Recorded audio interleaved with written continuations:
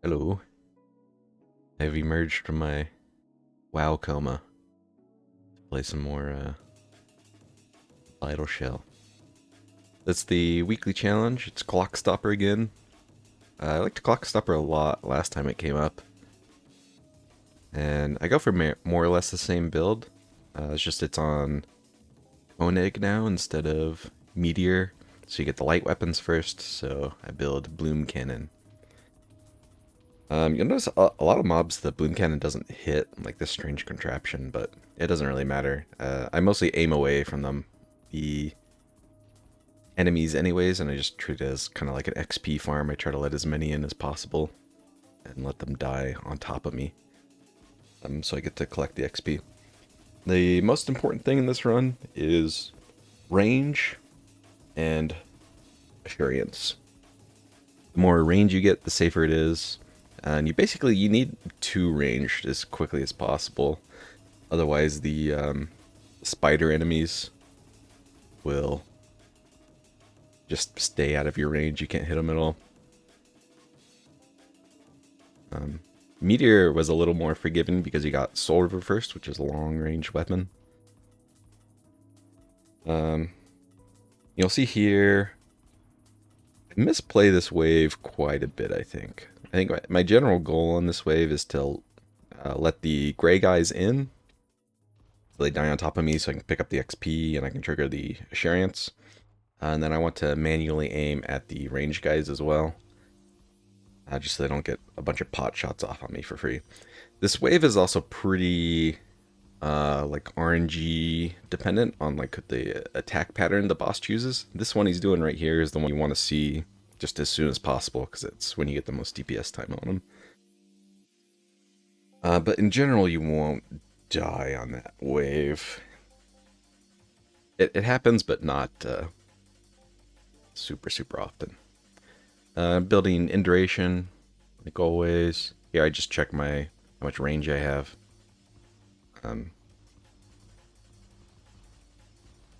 Yeah, I just stand still and blast.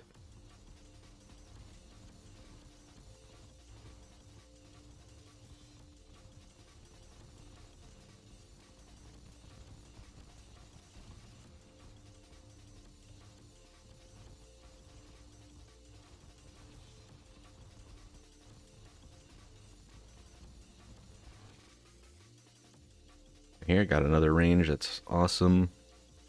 I'm deciding between the block and the damage. I just decide to go for the damage. I don't know which one's really right. The elemental damage is really sick here because we're going to pick static field, just like the last Clockstopper. Static field is really good. I think it does the most damage per use, which is important when you're not picking strike reflex. And it's nice to not have to pick strike reflex because then you get to pick other shell protocols. So, yeah, static field really good. And you'll see, since I'm not picking strike reflex, I'm planning on just not picking it this whole game. I just don't use it on the normal waves for the most part, and then I'll use it on the boss waves.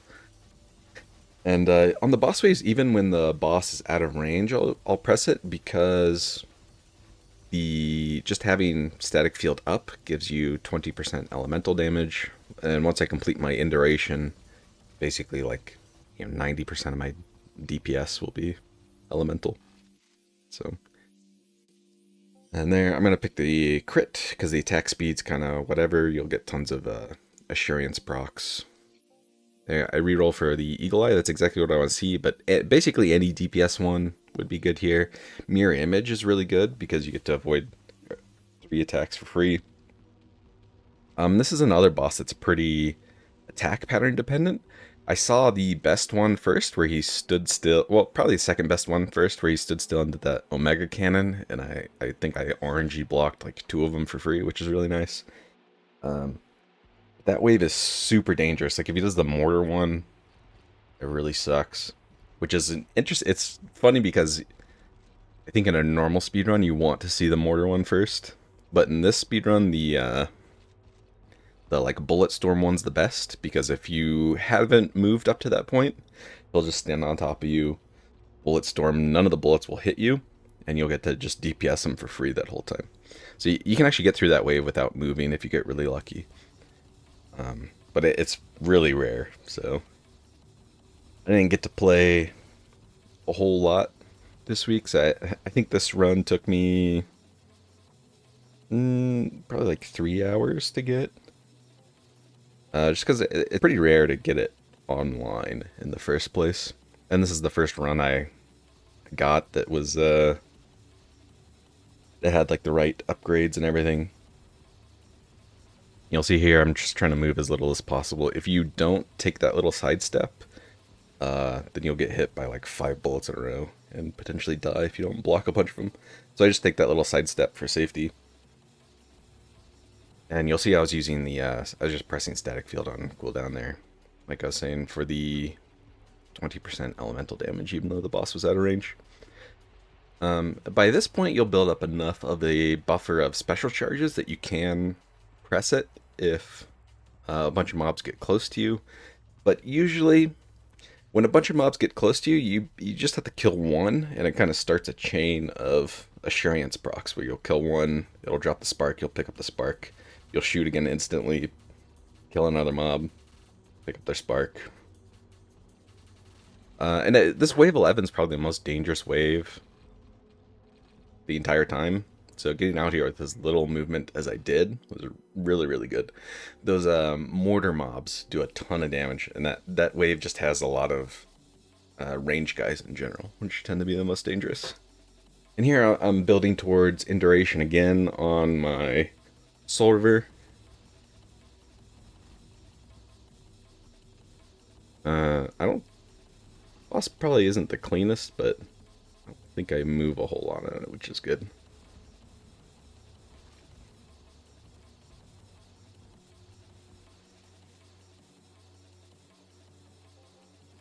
If you get a mirror image early, it makes it a lot safer, but you don't really need it.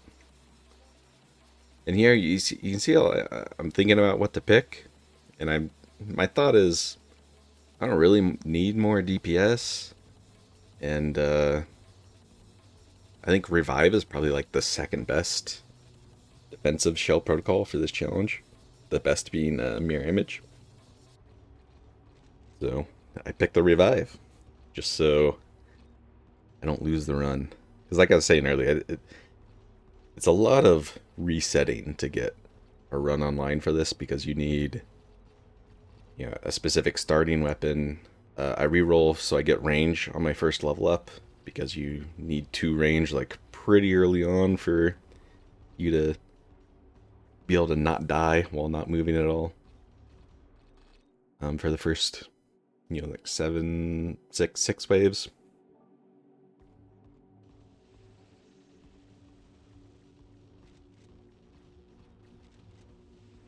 You'll see a lot of unnecessary, like that movement's probably not necessary at all, but just trying to make sure I don't die.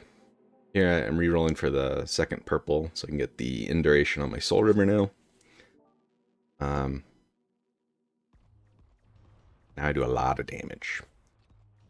I think you could also build Fulguration on the Soul River, but to me, I think the main benefit of building heavy burn damage like that is so that you can skip the second phase of the last boss.